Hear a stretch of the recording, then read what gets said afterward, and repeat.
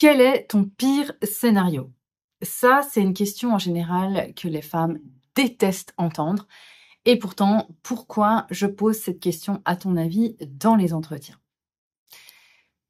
Alors, dans mes entretiens, je pose tout le temps cette question. C'est une question que les femmes détestent aborder. Et pourtant, la plupart du temps, on me dit, je l'envisage pas, mais non, je sais que ça se passera bien, je fais confiance en l'univers, ou si ça doit se faire comme ça, c'est que ça doit se faire comme ça. Mais moi, je pose cette question parce que c'est important que tu te rendes compte, d'un côté, ce que tu veux, quel est ton objectif, quel est ton rêve, et en même temps, de l'autre côté, qu'est-ce que tu veux absolument éviter. Si tu connais pas ton pire scénario, eh bien, attention parce que tu vas pas mettre assez de focus sur ton objectif. C'est très important que tu saches qu'il y a des risques, et dans ces risques-là, quel est ton pire scénario, ok? Le but, c'est de mettre tout sur une table et de se rendre compte de l'importance de se préparer pour la naissance, parce que ce rendez-vous-là, on ne peut pas le refaire, comme je le dis, mais au-delà de ça, il y a une réalité aujourd'hui. Donc moi, j'accompagne des femmes, j'ai aussi des professionnels qui me rejoignent pour faire des mises à jour de leurs connaissances, et souvent, ces femmes me disent « Moi, je suis sage-femme depuis 40 ans, le système a tellement changé, c'est dingue. À l'époque, les femmes étaient beaucoup plus libres dans les structures hospitalières et maintenant, c'est devenu invivable. » Les chiffres, j'ai écrit un livre sur la médicalisation des naissances, mais si tu l'as pas lu, je te rappelle les chiffres que j'y partage.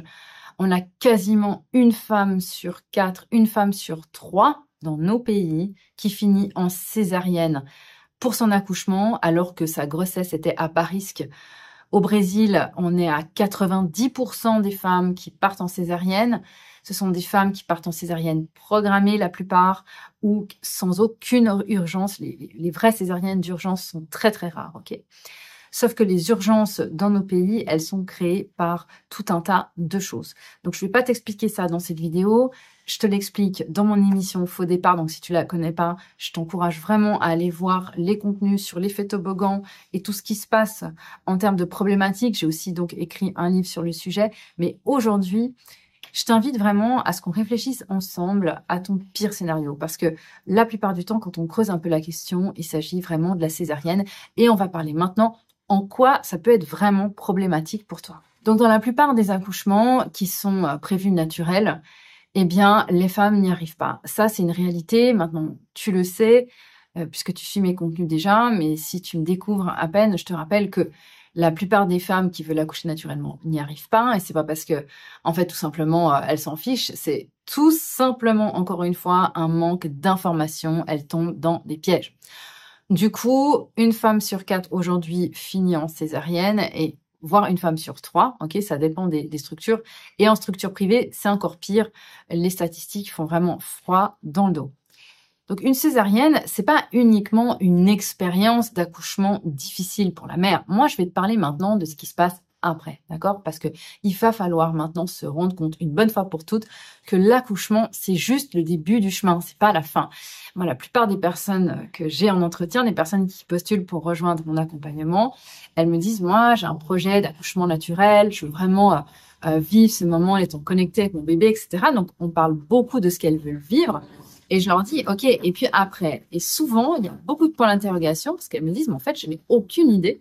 Je me suis pas posé encore la question. Donc, elles saucissonnent toutes ces étapes, alors qu'en fait, pour moi, c'est une étape globale dont le début est comment la femme va vivre son accouchement. Donc, si ton accouchement finit en césarienne, ça va créer des problématiques et c'est ce qu'on va voir maintenant. Alors déjà, par rapport à ce qui va se passer pour toi, la cicatrice que tu vas avoir va déjà causer un problème par rapport à la mise en route de ton allaitement. Parce que les femmes qui sont césarisées, elles ont une cicatrice qui sont évidemment, la plupart sont très douloureuses. Et donc, ton bébé, dans la mise en route de ton allaitement, ça c'est ce que j'explique dans mon accompagnement sur tout cet allaitement instinctif. En fait, c'est pas du tout les mêmes positions qu'on t'enseigne à la maternité. C'est tout ce qu'il faut pas faire. Donc moi, je reprends les fondamentaux avec les femmes que j'accompagne. Mais en fait, si toi, tu as une cicatrice, ça va être compliqué pour mettre en route un allaitement instinctif parce que tu vas pas pouvoir positionner ton bébé sur ton corps comme je l'enseigne pour que ça fonctionne vraiment bien et que ça ne te crée pas des crevasses, etc. Donc, on voit que déjà, la problématique des femmes césarisées, c'est qu'à cause de la cicatrice, déjà, la mise en route de leur allaitement, elle n'est pas fluide comme la nature l'a prévu. La deuxième chose, c'est que ça va te clouer au lit pendant un moment. Donc, pour prendre ta douche, pour bouger ou même pour pouvoir porter ton bébé, ça risque d'être compliqué. Donc, tu vas te sentir diminuée, impuissante certaines fois. Et ça, franchement, c'est pas ce qu'on a envie de retenir comme première expérience avec son bébé, surtout si c'est ton premier. Nous, ce qu'on a envie, c'est que tu te sentes empowered, comme on dit en anglais, empuissancé, comme on dit en français. Le but de l'accouchement, comme première étape de ta maternité, c'est justement qu'il te raccroche les wagons avec ton intuition et ta puissance, et pas qu'il te diminue dans ta perception de toi-même. Au-delà de tout ça, l'aspect de ta cicatrice va créer ce qu'on appelle une grande porte énergétique. Et donc, tu vas avoir des fuites d'énergie. Ça, c'est un principe de base qu'il va falloir restaurer en énergétique. Donc, si tu as une cicatrice, eh bien, je t'encourage à le faire. Si c'est même une cicatrice qui date d'il y a des années, fais ce travail en énergétique. Nous, on le travaille dans le mastermind sur toute la partie énergétique. Mais déjà, maintenant, tu vas pouvoir le faire de ton côté si tu sens que c'est le moment. Et donc, cette perte d'énergie peut créer de la fatigue, des déséquilibres hormonaux, tout un tas de choses qui vont forcément aller agir sur ta physiologie. Donc vraiment, ne minimise pas la problématique d'une cicatrice. Un autre aspect dont on ne parle pas trop, sauf si on a des copines qui sont passées par là et qui sont ouvertes à partager leur vie intime, c'est qu'au niveau de la vie intime dans le couple, c'est vraiment compliqué. Parce que forcément, une cicatrice, ça fait mal. Et donc, j'ai pas besoin de te faire un tableau. Pour reprendre une vie de couple, c'est très compliqué. Ça peut prendre beaucoup de temps, voire même des années. Moi, je me souviens d'une femme qui me faisait des massages quand j'étais enceinte de ma deuxième fille. Elle avait la cinquantaine d'années et elle me disait que 30 ans plus tard, eh bien, elle sentait encore des douleurs de sa cicatrice de césarienne selon le temps. Donc, quand il pleut et qu'il fait froid, elle a mal à sa cicatrice. Et ça, j'ai questionné les femmes que j'accompagne, parce que j'ai beaucoup de femmes qui viennent vers moi pour faire un accouchement type AVAC. Donc, elles ont déjà une césarienne, elles veulent accoucher par voie basse après pour le prochain bébé. Et elles me disent la même chose. Elles me disent que selon le temps, ça peut arriver que tout d'un coup, il y ait des douleurs qui remontent. Donc, faut pas minimiser ce que ça peut impliquer aussi par rapport à ça. Maintenant, du côté de ton bébé, ce dont on parle pas beaucoup, c'est l'importance du passage dans le canal vaginal pour ton bébé. Parce qu'en fait, lui, il va se coloniser en passant dans ton vagin. Il va être colonisé par tout ton microbiote. Et en fait, ça, ce sont ses premiers anticorps. C'est comme ça que ça va donner la première information à son système immunitaire de comment on va bien le coloniser avec des bonnes bactéries amies, les bactéries de sa maman. Ok ?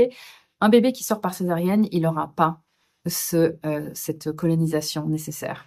Donc après, on peut essayer de récupérer les choses dans un second temps. Ça s'appelle l'ensemencement naturel. Mais malheureusement, c'est quand même pas la même chose qu'un passage par le canal vaginal. Donc ça, c'est super important de le savoir. Pour ton bébé, ça a aussi un impact. Un autre impact important de la césarienne pour un bébé, c'est que malheureusement, il va pas avoir ses poumons qui vont être assez essorés. Il y a toute une danse hormonale aussi pour ton bébé.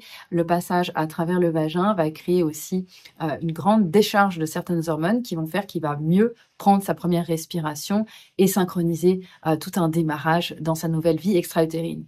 Et si ton bébé il sort par césarienne, souvent il a besoin d'une aide pour se mettre au démarrage de la respiration. Il va pas être aussi bien essoré au niveau de ses poumons et donc malheureusement il y a des bébés qui ont besoin d'être un peu plus soutenus. Donc la naissance est un peu plus perturbée pour lui aussi.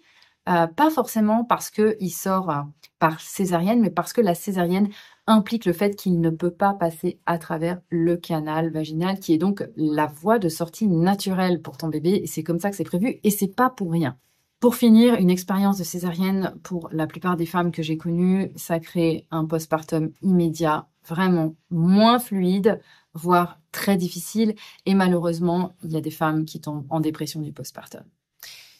Et donc ça, on le minimise. Je le rappelle ici, la dépression du postpartum, c'est pas juste réservé aux autres. C'est un vrai fléau. C'est quelque chose qui arrive énormément. On n'en parle pas beaucoup. C'est assez tabou parce qu'on s'imagine que la maternité, c'est forcément un moment où on est super joyeuse. Sauf que si on a une expérience d'accouchement qui est difficile et la césarienne fait partie des expériences très difficiles, bien on peut finir en dépression du postpartum, ou alors on peut même avoir un rapport avec son conjoint qui est pas pareil, parce que quand le bébé sort par césarienne, il n'y a pas cette colle familiale qui s'imprègne, il n'y a pas ce pot à pot pareil, c'est souvent le papa qui va faire du pot à pot pendant qu'on recoue la mère, ensuite elle va se retrouver en salle de réveil, elle va pas être avec son bébé tout de suite, la mise en route de l'allaitement, c'est vraiment tout un processus qui ne se fait pas de la même manière. Donc, je t'invite vraiment à te questionner sur l'importance de bien préparer pour éviter ça. Parce que je te rappelle que normalement, dans les statistiques, moi, je fais beaucoup de comparaisons de chiffres dans mon accompagnement. Et ce que j'explique, c'est dans les communautés où on respecte la physiologie, on est dans des taux de césarienne de 1,5% en moyenne. Donc, c'est rien du tout. Et là, effectivement, ce sont des césariennes qui sont nécessaires. On est content d'avoir la chirurgie dans ces cas-là. Mais je te rappelle qu'aujourd'hui, une femme sur 4, une femme sur 3 finit en césarienne. C'est 25 à 33% des femmes contre 1,5%. Donc, le pire scénario, c'est pas réservé qu'aux autres, comme tu le vois. Même des femmes que j'interviewe dans mon émission Faux Départ qui me disent, moi, je me sentais hyper préparée, je me sentais vraiment armée pour ce jour-là. J'ai fini en césarienne. Je t'invite à aller voir les témoignages de ces mamans. Vraiment, on se rend compte que c'est important d'envisager ça dans sa tête pour se dire, OK, il va falloir vraiment que je me donne les moyens. Donc, je t'invite à aller voir mes formations gratuites ou mes contenus où je t'explique quelles sont les pires erreurs à pas faire. Là où il faut vraiment mettre son focus, ça ne se limite pas à connaître la physiologie. Attention à ça. C'est pas si simple que ça. Aujourd'hui, de nos jours, on n'accouche plus naturellement comme on pouvait accoucher à l'époque. Il y a des pièges à bien connaître pour pas tomber dedans et voir ton projet de naissance tomber à l'eau. Voilà, donc pense bien à ton pire scénario. Ça ne veut pas dire que tu vas l'attirer à toi, ça veut juste dire que tu es consciente des risques et que tu as une démarche hyper responsable.